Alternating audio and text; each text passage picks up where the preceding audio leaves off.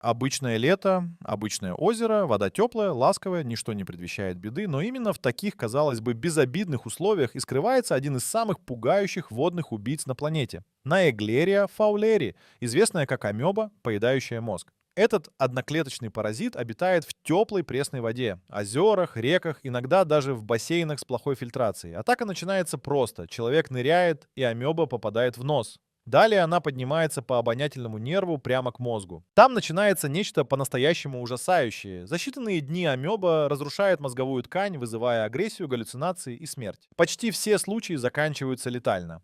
В Соединенных Штатах Америки, где амеба особенно активна в Южных Штатах, официально зарегистрировано лишь несколько выживших за всю историю наблюдений. Симптомы появляются стремительно. Головная боль, температура, рвота. И все это быстро перерастает в состояние, когда вернуть человека невозможно. Страшнее всего то, что амебу невозможно заметить, она не имеет запаха, вкуса и никак не выдает себя до самого заражения. Даже стандартные методы обеззараживания воды не всегда справляются, особенно если речь идет о природных водоемах. Никто не предупреждает тебя, что твой обычный заплыв может оказаться последним. Убийца в унитазе.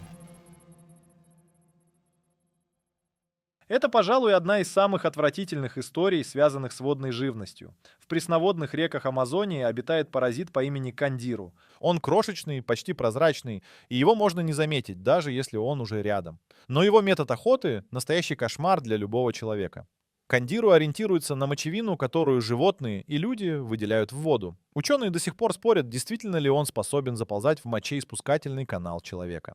Однако задокументированные случаи заставляют содрогнуться. Рыбка, едва больше пары дюймов, втягивается вместе с потоком воды, а затем с невероятной скоростью проникает в тело. Там она раскрывает свои шипы, и вытащить ее без хирургического вмешательства становится невозможным. Боль описывают как нестерпимую, а последствия часто необратимые. Хотя такие случаи крайне редки, факт остается фактом. Кандиру — это не легенда и не преувеличение, а доказанный наукой паразит, способный превратить купание в мучение на всю жизнь. Он нападает не потому, что голоден, а потому, что его биология диктует реагировать на биохимию человеческого тела. И если ты думаешь, что он опасен только в тропиках, подожди, следующее существо водится буквально у пирса твоего любимого пляжа. Монстры из-под пирса. Инженеры, отдыхающие на западном побережье Норвегии, были уверены, что у причала проржавела металлическая труба. Она двигалась, как будто ее раскачивает течением. Один из рабочих решил проверить, и его чуть не унесло течением ужаса. Это была не труба. Это был острохвостый морской змеевидный монстр длиной более 25 футов. Редкий, но реальный морской царь-рыба, о которой ходят легенды моряков. Официальное название — ремень-рыба. Эти создания крайне редко всплывают на поверхность, и каждое их появление связано с теориями о землетрясениях или бедствиях. Люди, впервые увидевшие такую рыбу, часто путают ее с морским змеем. Она не опасна в прямом смысле слова. Но вид ее настолько пугающий и чужеродный, что вызывает панику даже у опытных моряков. Один из рыболовов признался, что его охватила животная дрожь, когда рыба выползла из тени подводного рифа. Ты начинаешь понимать, насколько мало мы знаем о воде под нашими ногами. И пока одни существа пугают видом, другие могут устроить тебе ловушку, из которой не выбраться живым. Тело в ловушке. Представь, ты плывешь по тихому озеру. Вдруг ощущаешь, что не можешь двигаться. Руки и ноги опутаны чем-то скользким, вибрирующим и бесформенным. Паника. Ты не можешь вынырнуть. Это не растение, это живая масса. Стая из сотен анчоусов, плотным кольцом закрутившихся вокруг тебя. Мало кто знает, что мелкие рыбы в больших количествах могут образовывать настоящие плотные сгустки, так называемые мегашколы, в которых плотность массы такова, что человек теряет способность двигаться. Это не атака. Это защита рыбы, но именно в этот момент ты становишься жертвой. Кислород в воде быстро исчерпывается, и даже опытные пловцы теряют сознание. Такой эффект зафиксирован в нескольких прибрежных регионах, включая юго-восток Азии и западные штаты США. Люди, плывшие вблизи скоплений рыбы, попадали в ловушки, выбирались в панике, теряли сознание от нехватки воздуха. Один из случаев закончился трагедией. Тело мужчины нашли запутанным в кольце анчоусов, словно в живом коконе, но это было ничто по сравнению с тем, когда ты смотришь в воду и видишь лицо. Человеческое лицо. Но оно принадлежит не человеку. Мутант с лицом человека. Это звучит как плохой сон. Рыба, плывущая навстречу, на чьей голове четко различаются человеческие черты. Глаза. нос, даже намек на губы. На видео, снятом в Южной Корее, видно, как существо поднимается к поверхности, и у зрителей моментально возникает отвращение. Это не фейк и не иллюзия. Это реальный карп-кой, чей череп деформировался так, что обретает черты человеческого лица. Ученые объясняют это мутацией, происходящей из-за загрязненной среды обитания. Но результат пугает. В странах Азии такие рыбы становятся объектом культов, их боятся и одновременно поклоняются. Их находят в прудах, куда сбрасывали отходы, рядом с химическими заводами и в стоячих водоемах, где вода превращается в ядовитую жижу. Есть мнение, что такие рыбы не редкость, а просто редко попадаются человеку на глаза. Их лица — это результат роста костей и мутаций. Но когда ты видишь такую рыбу вблизи, первое ощущение, что ты встретился с чем-то потусторонним. А теперь представь, что за несколько футов от городской канализации скрывается челюсть, способная перекусить кость. И она ждет. Челюсти из канализации. В Нью-Йорке это давно стало городской легендой аллигаторы, якобы живущие в канализации. Но, как выяснилось, в некоторых случаях это не вымысел. Несколько зафиксированных инцидентов в южных штатах США подтвердили. В сточных трубах, где достаточно пространства и воды, действительно могут выживать молодые особи аллигаторов. И вырастают они там в абсолютной темноте. Когда-то таких животных покупали как экзотических питомцев, а потом просто сбрасывали в унитаз. Некоторые особи, чудом выжив, начинали приспосабливаться. Канализация, теплая, влажная, полная крыс и лягушек, становилась для них новой экосистемой. Они росли, теряли пигментацию, становились агрессивными и практически невидимыми в мутной воде. В 2000-х годах коммунальные службы Майами обнаружили в сточной системе аллигатора длиной более 6 футов. Зверь нападал на все, что двигалось. Один рабочий получил серьезные травмы, когда оказался рядом с водосточной шахтой. Ты идешь по улице и не знаешь, что буквально под ногами, в тени труб, живет древний хищник.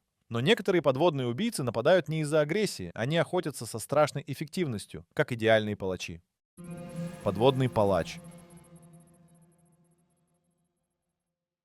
Когда охотник не скрывается, а просто ждет, щука — существо, встречающееся в озерах и реках по всему миру, и при этом абсолютно безжалостное. У нее удлиненное тело, способное развить взрывную скорость на коротких дистанциях.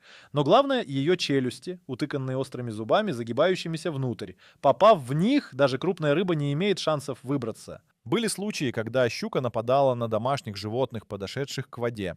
В одном из озер Миннесоты рыболов потерял палец, пытаясь вытащить рыбу без перчаток. Челюсти замкнулись мгновенно. Щука способна атаковать молниеносно, буквально выстреливая из засады и пробивая добычу насквозь. Удивительно, но она не нуждается в зрении или слухе. Достаточно малейшего колебания воды, и щука уже знает, где ты. Некоторые особи достигают длины свыше 5 футов, и они не боятся человека. Несколько детей были травмированы в Финляндии при купании. Щука приняла их за добычу. Иногда ты даже не успеваешь почувствовать, как тебя атаковали. Но есть существа, от которых погибаешь не от укуса. Их красота обманчива, а смерть от них мучительна.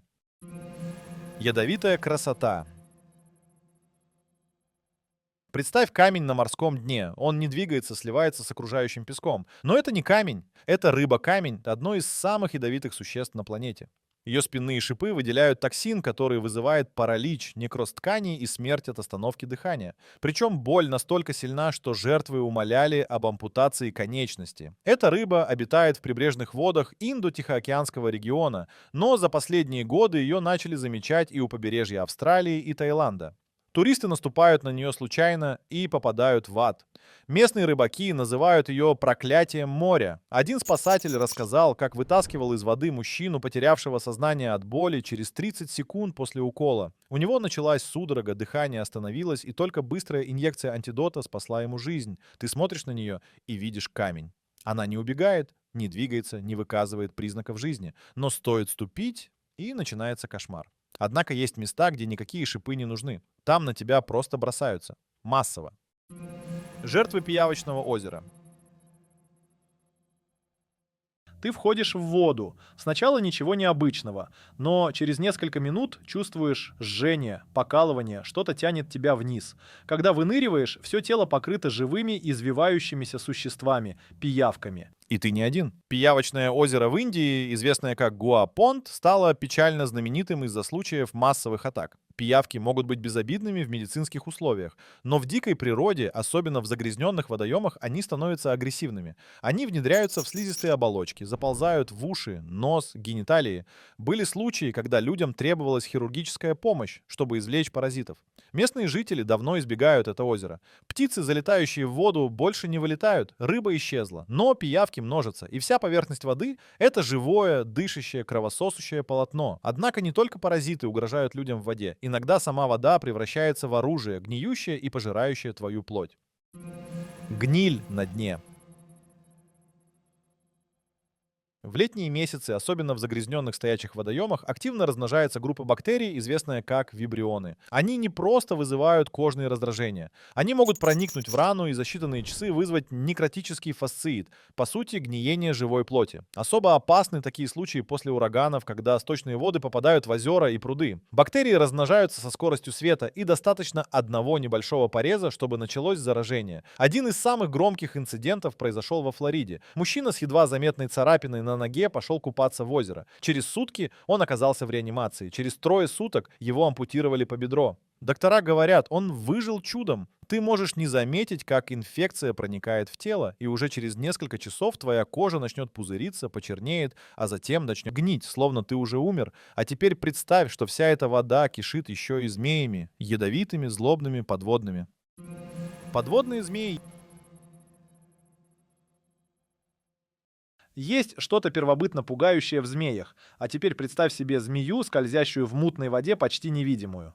Морские змеи, или гидрофииды, одни из самых ядовитых существ на планете. Они обитают в прибрежных водах Индо-Тихоокеанского региона, особенно у побережья Индии, Австралии и Филиппин. Они не всегда нападают, но когда делают это, яд способен парализовать человека за считанные минуты. Пугает то, насколько они тихие. В отличие от своих наземных родственников, морские змеи почти не создают волн. Они извиваются, скользят мимо твоих ног, и ты даже не догадываешься, что в этот момент в нескольких дюймах от тебя находится смертельная угроза. В одном случае рыбаки в Бангладеш подняли сеть с рыбой и были укушены сразу несколькими морскими змеями. 3 умерли до прибытия на берег. Их яд разрушает ткани, вызывает остановку дыхания и может свести мышцы в судорогах так, что жертва ломает себе кости. Но самое страшное — это не яд. Это то, что ты не знаешь, где змея. Она может быть под камнем, в водорослях, между твоими ногами. А когда ты думаешь, что все под контролем, появляется нечто, что охотится из темноты с помощью собственной удочки. Удочка смерти.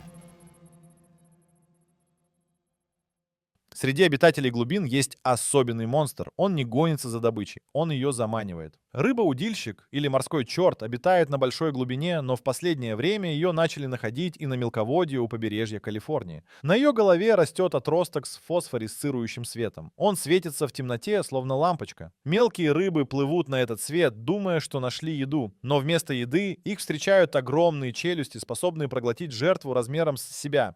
Некоторые экземпляры достигают размеров среднего пса, но и это не самое пугающее. Самцы этой рыбы — паразиты. Они вгрызаются в тело самки и становятся ее частью, буквально срастаются с ней, теряя органы и превращаясь в живые отростки, обеспечивающие оплодотворение. То, что должно быть любовью, становится биологическим кошмаром. Когда ты плывешь в воде, думая о медитативной тишине, не забывай, в глубине может скрываться существо, которое заманит тебя и проглотит заживо. Зверь в пруду. Сом. Звучит безобидно? До тех пор, пока ты не увидишь сомов-монстров, обитающих в некоторых европейских и азиатских водоемах. Эти рыбы могут достигать длины 8 футов и веса более 200 фунтов. Они бесшумны, массивны и способны заглотить целого гуся. А в некоторых легендах говорят и о детях. Итальянские водолазы рассказывали, как в реке По сталкивались с сомами размером с взрослого человека. Они не нападали, но их присутствие ощущалось как нечто нечеловеческое. Один из водолазов отказался нырять после встречи с сомом, у которого были зубы, обнаженные словно у акулы. Сомы — оппортунисты. Они едят все, что могут проглотить. А если проглотить не могут, затаскивают на дно и ждут, пока не смогут. Их сила, вес и плотность делают их грозными противниками даже для хищных млекопитающих. Один фермер в Индии снял, как сом утащил кабана с берега и скрылся с ним под водой. Ты смотришь на тихий пруд и не знаешь, что прямо под зеркальной гладью дышит древний, медлительный, но смертоносный зверь. Вот и все. Мир воды — это не только спокойствие и красота. Это тьма, слизь, яд и боль. Это настоящий ад, скрывающийся под зеркальной гладью озер, рек и болот. И он гораздо ближе, чем ты думаешь.